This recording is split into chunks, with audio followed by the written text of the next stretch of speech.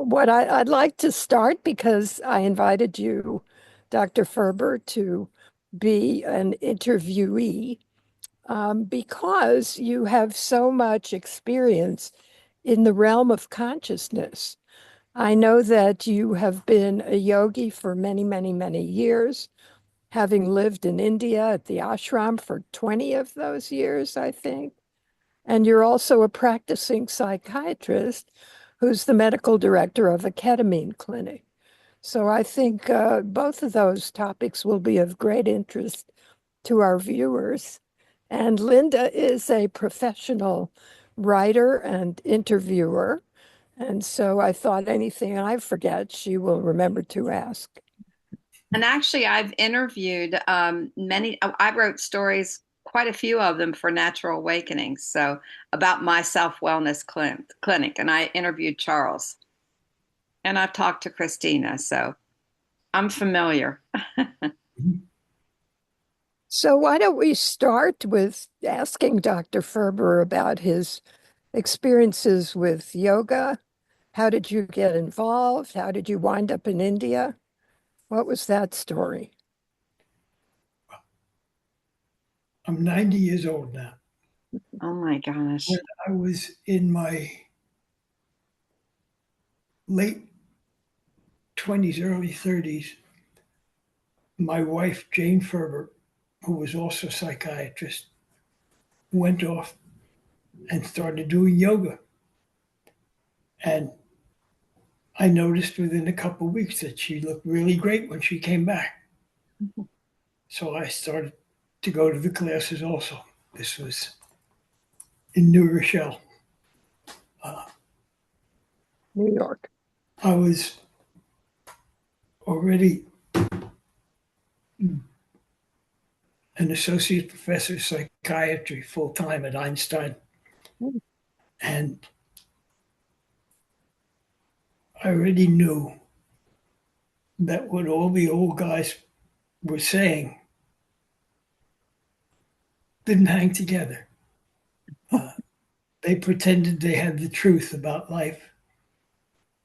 And they were nice guys and they were doing the best they could for people, but they didn't know where it was at. Uh, One day, let's see, how old was I? Maybe about 35. So perhaps a couple, 4 years after I started yoga, I woke up one night and there was like a parade of old people, my parents, Jane's parents, and I knew they were going to die someday. And the next night there was a parade of everybody my own age, and I knew they were going to die someday. The next night it was my kids and people their age, and I knew they were going to die. The fourth day I was walking into Long Island Sound and it hit me like a lightning bolt. I'm going to die someday. And that started the quest. What's it all about? Is it one and done? Am I just a piece of meat? Is it? Uh, I started looking real hard. I looked into EST and all the things that were popular in the late 60s, early 70s in New York. I got a group of young guys together at the medical school. We called ourselves the wise men. We'd meet once a month and try and share what we'd learned. And then one day my yoga teacher called and said, "There's this fellow from India. I think you'd like to meet him." And he was a Swami Krishna Saraswati, who had been one of Osho's earliest disciples. Yeah. This was like 1973. I fell in love with him as soon as I met him. He introduced me to yoga through Osho's teachings. I started doing the dynamic meditation. And fast forward 2 years, I became an Osho sannyasin. My first meeting with Osho, Stop you right there for a second. because maybe our audience doesn't know what that means. So I also have been touched by Osho. His original name was Bhagwan Sri Rajneesh, and he was a scandalous guru back in the 80s, I believe. Um, he had come to this country, took over a small town in Oregon, built a beautiful ashram, and was doing some very iconoclastic things over there for which he got in trouble. He has since passed, and they've renamed him Osho. And you, as a follower, is called a sannyasi, correct? Did I leave anything out? You misstated many things. I'm sorry. Go right ahead. Osho is an enlightened master. The Karmapa, one of the two highest Tibetan Buddhists, say he's the highest incarnation since Buddha. Mm. He was murdered Mm. by the American government, poisoned with thallium after being unjustly and illegally imprisoned. And the commune in Oregon was destroyed by the right wing conservative religious forces. There are still hundreds of thousands, if not millions, of his followers and sannyasins around the world. All his writings and speeches are available for nothing on the oshoworld.com website. His main method is listening to his discourses. They're still there. All the great masters, whether it's Buddha, Osho, Jesus, Kabir, Krishna, are available after they leave their bodies as both an intelligence and a moment to moment guiding energy if you can tap into it. It's got to do with your own love and devotion. I asked him this one time. I said, if you leave the body or I leave the body, how can I stay in touch? And the essence of his answer was, go deeper in your love and intelligence. Space doesn't matter. I can be on the other side of the moon. And even time doesn't matter. So when I first met him, I looked at him, burst into tears and laughter, crawled over, touched his foot. He said, come closer, touch the other foot. I've been waiting for you. He touched me on the forehead. There were 3 explosions of light inside me. And I knew in an instant that whatever I thought was me till that minute was a grain of sand on the beach. That what I thought was love was a cupful in the ocean. And that it was all over forever. There's just a few details to take care of. My life has not been the same since that moment.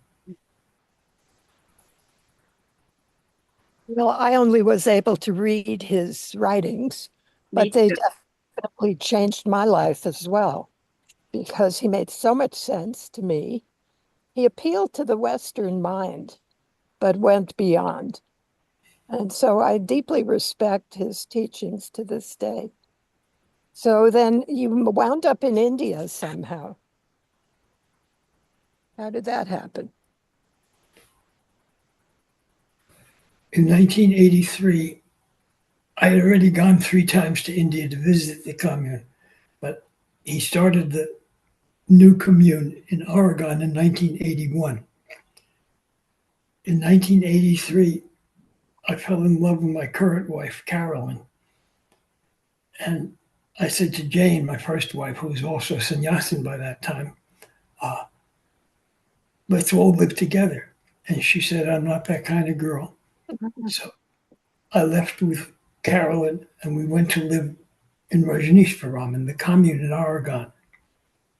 When that broke up in 1985, it came to me, go back to India. So first I went to Nepal for 2 years because that's where, and Osho was there when I got there. I met this Swami Yoga Chinmaya, who was one of Osho's enlightened disciples. He'd been his first personal secretary. And there, I fell in love with him. It was like he was Osho, but in the body. So I stayed in Nepal and lived in Chinmaya's commune for a couple of years. Then Osho called us all back to Pune in 1987. He said, I haven't got too many years left in the body. Come be with me as long as I'm here. My job in Pune was, I was deep safety on the crisis team. If somebody freaked out, I had to decide, was it a spiritual experience or we're going crazy or both, or were they faking it? So I saw quite a few really interesting people at that time. Then after Osho left the body, Chinmaya invited me to live in his small commune in the Himalayas.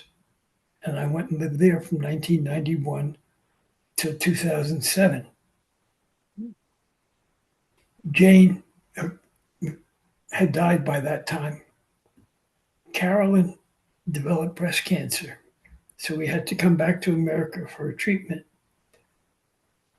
Chinmaya said to me, Bodhicitta, don't worry. You're at the point where you take the commune with you wherever you go. So I've been here pretending to be a psychiatrist for the past 18 years now. Well, you're doing a great job of pretending. Yes. We appreciate that you are doing this kind of work because what incredible qualifications you bring to the job. I agree. Linda, do you have a question on this topic? I just think that, he knowing what he knows to do what he's doing now, to do what you're doing now is such an advancement for anybody who comes to the clinic to help them understand what's happening to them. And it's just like above and beyond is how I see it. So I wish all psychiatrists were like you, instead of giving pills to people for everything that has to do with the mind, depression, which is really ridiculous. But yes, I do agree. You're doing a great job. So tell us about the clinic and the psychedelic experiences that you preside over. This is going to be a big topic on our website too. Mm. People have used psychedelics for transformative experiences for thousands of years. However, it doesn't do the job. It gets you started. I've known so many people who've been hooked, whether it's on LSD, ketamine, psilocybin, mescaline, you name it. It gives you experiences, but it doesn't go anywhere.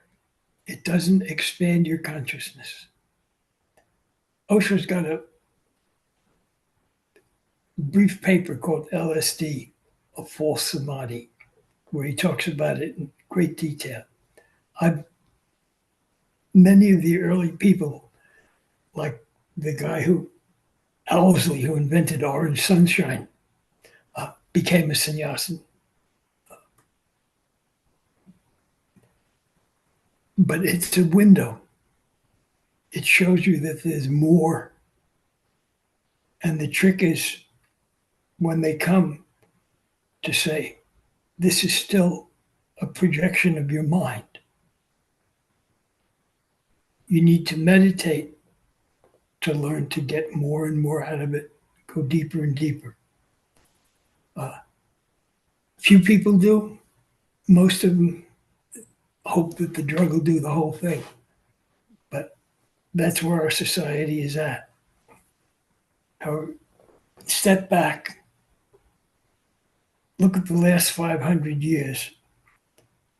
The birth of the new man is happening. The new man is each individual realizing I'm in charge of my own life. I'm not here to follow the orders of the king, the priest, the pope, whatever. I'm here to find out what it's all about and become who I am. With this comes the end of colonialism, the end of slavery, women's liberation, the end of child exploitation. But it's not a one and done. It's got to do with the gradual expansion of global consciousness, Yes. and people becoming more and more aware of what's happening. So we have a very materialistic culture. We've bought the Kool-Aid. We drink it every day.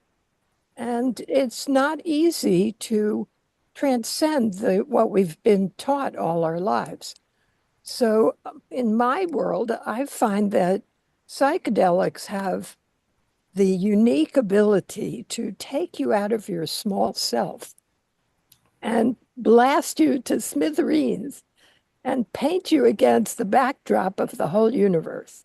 And once you've seen that, it's very hard to get back into the bag of skin that we imagine that we're located in. And so I agree with you, it's not sufficient, but it is an opening. Yes, For that, I deeply respect all of those drugs.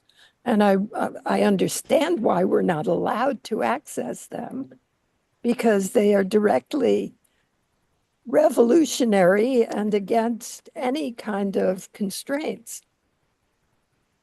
Would you agree? absolutely. Uh-huh.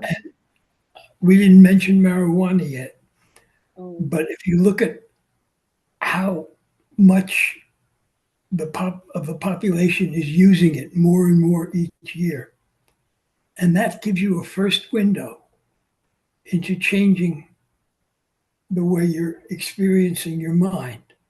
Uh, it was a big help for me. I started like in 1967, I guess,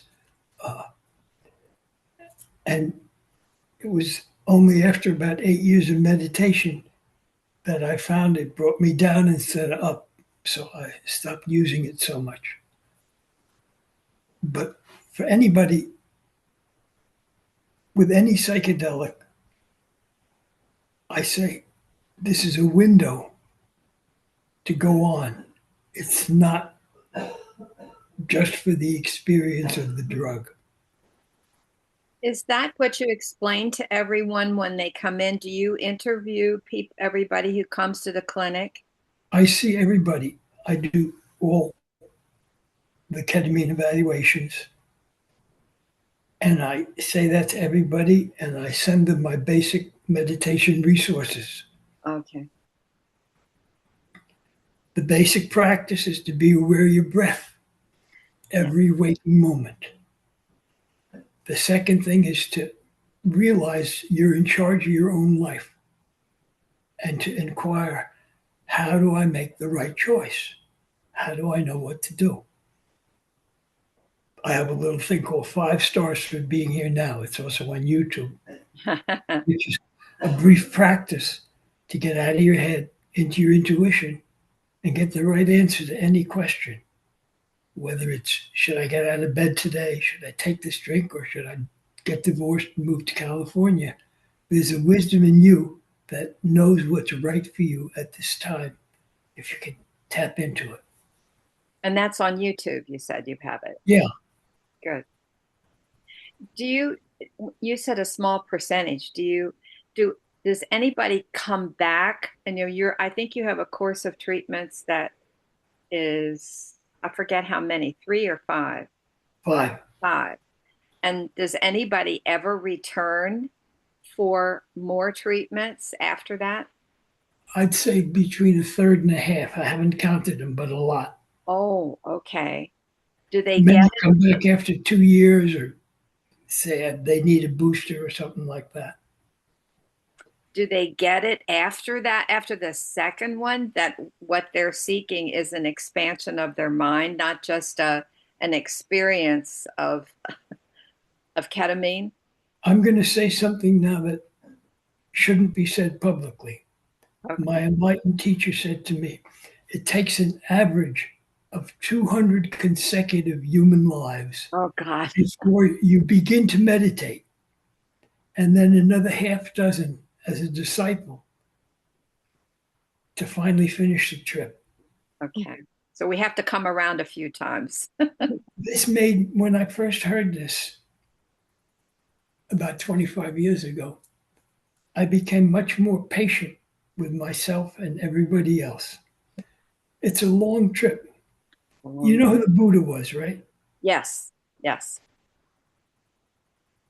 He met this guy Dipankara, who was a previous Buddha, who touched his feet. And he said, "Why do you do that? I'm the disciple." And Dipankara said, "You're going to be a Buddha someday. That's why I'm touching your feet." It was 2,000 years later that Buddha became a disciple after Dipankara touched his feet. So my sense is that it's accelerating worldwide. I've been in 47 countries. I've worked with people on 5 continents. That the transformation, that the rate is accelerating. It may not take 200 lives more, but I'm very patient with who comes in. And I'm at the point where I can feel what a person is ready for. I Okay. don't try and push them past what they're ready for.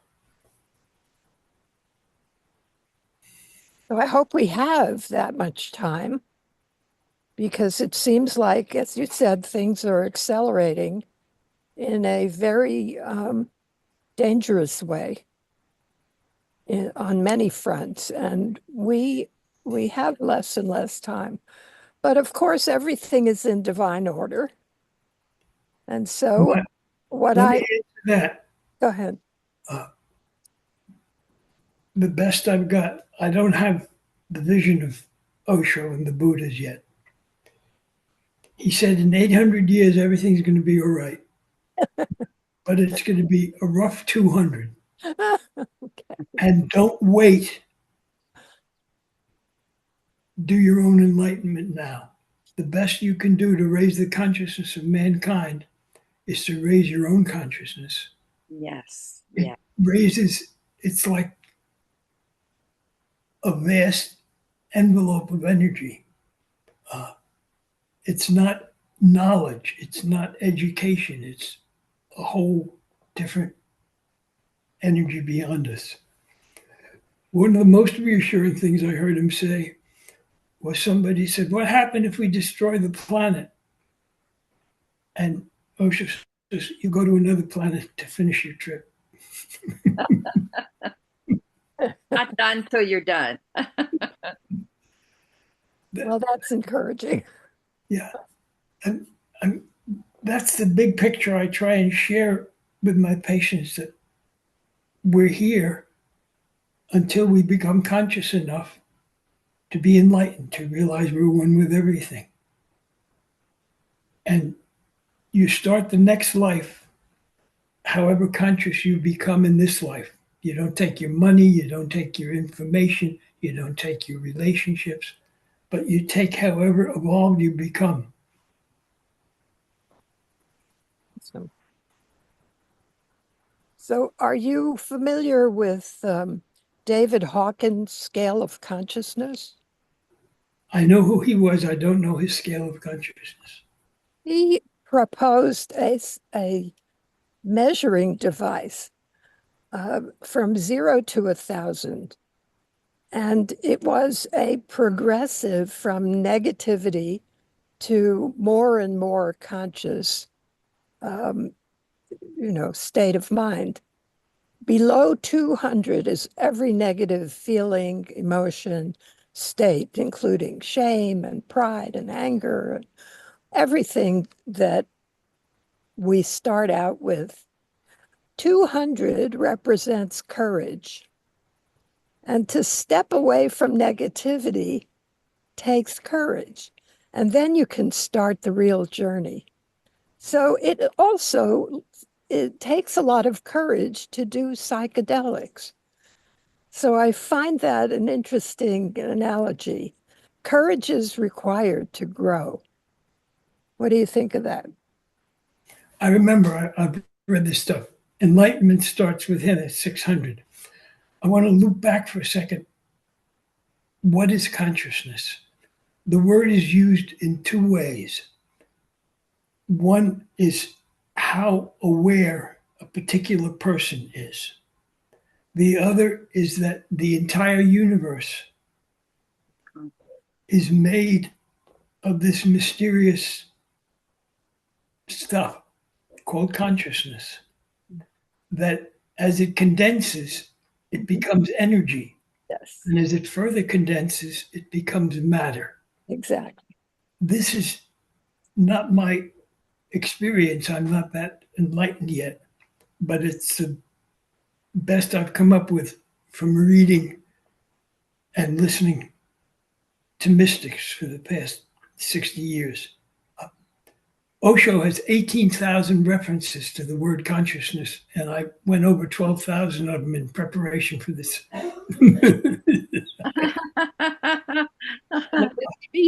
So, when you talk about the consciousness of the individual, he talks about 7 levels. There's the ordinary consciousness. Below that is what we call unconscious, that Freud and those guys investigated. Under that is the collective unconscious, and under that is the cosmic unconscious. Above it is the superconscious, where one becomes full of all kinds of psychic powers, can feel energy, read minds, stuff like that.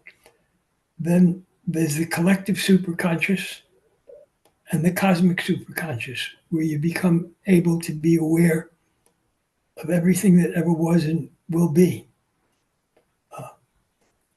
So this is what can happen to each individual in their trip as they become one with the big consciousness.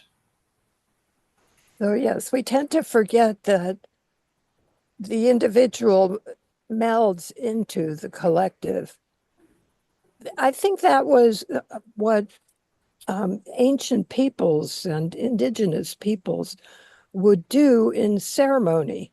They did their peyote ceremonies or their ayahuasca or their whatever they were doing together as a community. And I believe it really cemented their ability to connect and to work together. But in our culture, this is illegal. We're not allowed to do experiences like that, either alone or together, sadly. So that's all I have to say about that. Linda?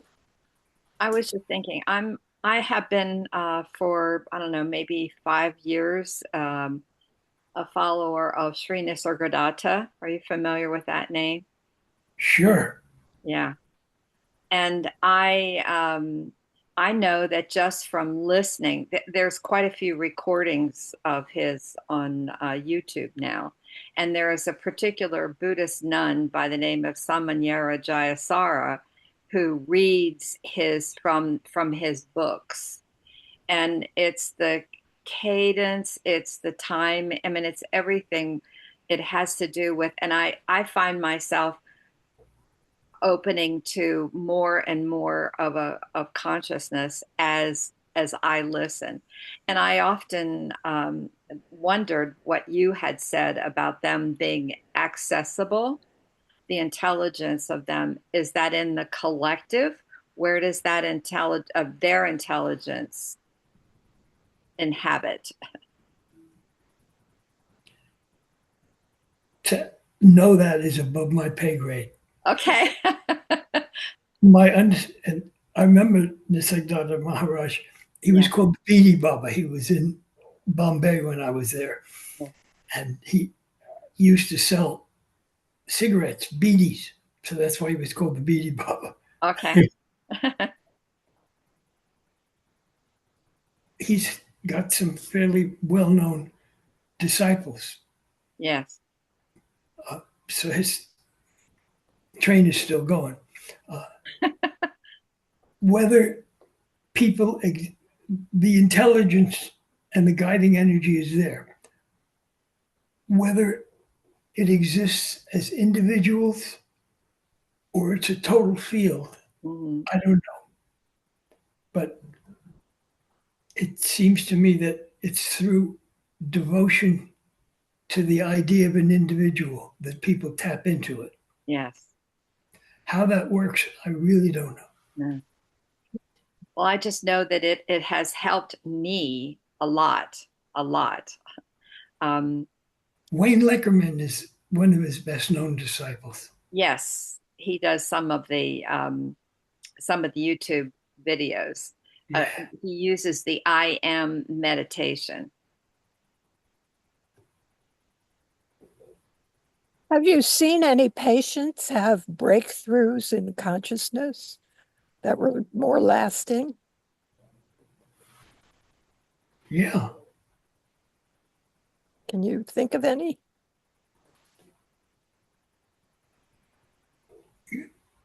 How much detail do you want? Protect the individual's privacy, but tell us the nitty gritty. No. I've seen, I don't know, through the years, at least a couple dozen people Okay.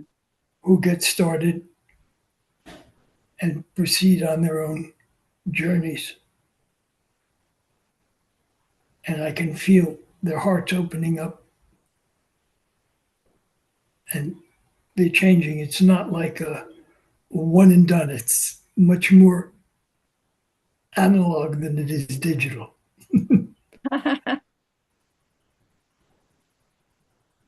So it's not that many, considering you've probably treated thousands of people. I don't know. These are people who I feel have, really gotten on the path, made a significant change. How much it helps. Otherwise, I don't know. I haven't been keeping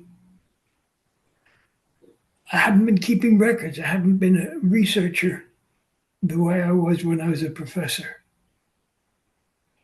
I just let it happen. I don't know how much of my not remembering is because of age-related changes or how much because the more I'm here, the less I think about the past.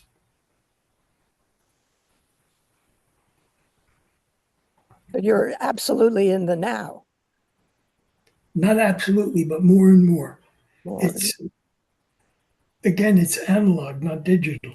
Just this year, I've gone through a big change where I understand the Diamond Sutra. That's Buddha's basic teaching about that there's no self, no being, no person, no soul. That it's just happening. And I heard that first over 50 years ago. And it has puzzled me the whole time. But somehow, in the past few months, it's been happening that the idea of me is seen as an idea. But that which is seeing it isn't me. And it's not a one and done. It's a very confusing process. Like just last night in my meditation, I remembered my first acid trip in medical school, where me and my mother were in a little boat in a vast lake, and there was nobody else around. It was all forest. And there were only two streams that left the lake, which I could control with my nostrils. And last night, for the first time, the lake emptied. And I knew that the idea of me depended on me and you, me and mommy. And this idea is gone. This is just happening. You can't learn that. It happens. It happened. That reminds me of Nisargadatta, who says, there is no me, there is no you, there never could be any such entities. That was the one thing that I grabbed from almost immediately the first time I heard that. It was such a soothing balm to the soul that there is no me. I don't have to worry about me. I'm not here. And that's the essence of all the authentic masters. Going back, 10,000 years, they all say that in one way or another. Mm-hmm.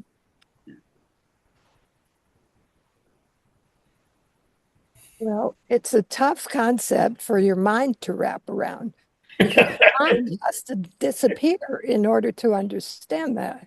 The mind is the limiting, constraining factor. Definitely. It may be a survival mechanism, but it certainly isn't designed to take us to nirvana. No, it's not.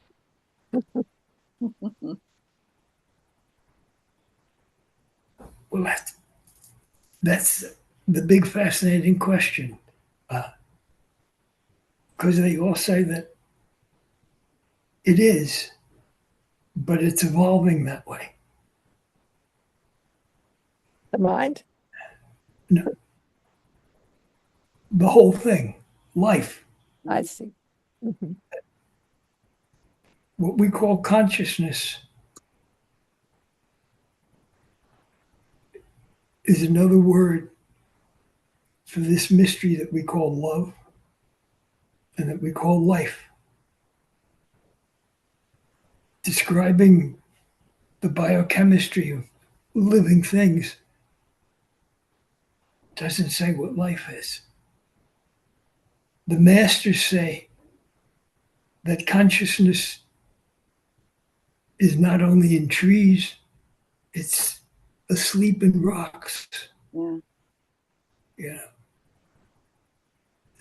Some of the things I've heard aren't my experience yet, but my experience of trusting the guys who've said it is so profound that I just say, okay. And I use the materialist models of life that we use all the time when I have to. But I don't have the absolute belief in them that I did when I was a kid and a medical student. Yes, we go beyond our learnings. I wanted to say that the Native Americans, when they do an invocation to create sacred space, they invoke the stone people, the plant people, the creepy crawlies, the two-leggeds, the four-leggeds, all our brothers. And that is beautiful, and it speaks to this global universal consciousness. Yeah. Mm-hmm.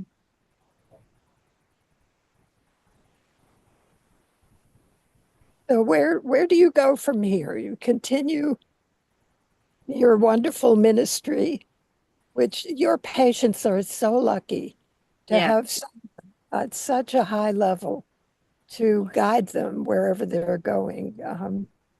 I just hope that you can continue to do this for a very long time. I got it down. There are two basic things in all the meditative and healing traditions. One is the more awareness, the more consciousness you have, the better things go. And the other is the more love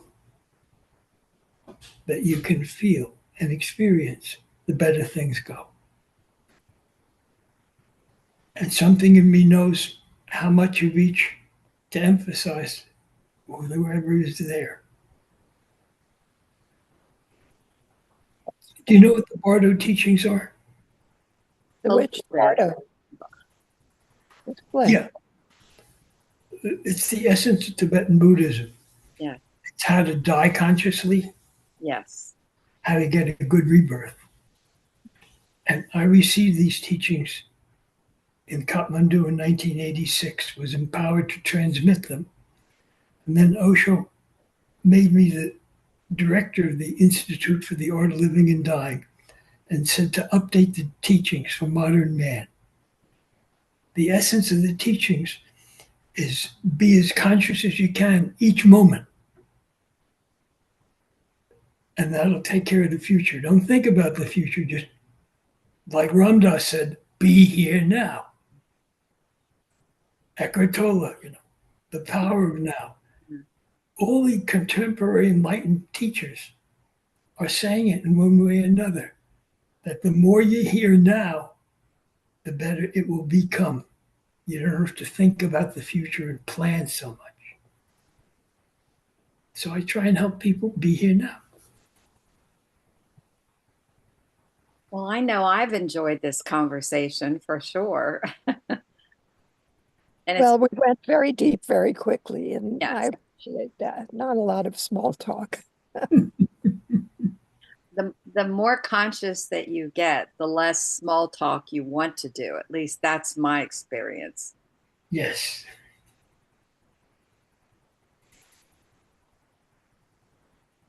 So perhaps we should stop here and leave it on the table, maybe do this again another time. But I would say we've had a wonderful chat, and I have, for one, have a lot to think about. That's so sweet. A very good friend to me since I arrived in Naples.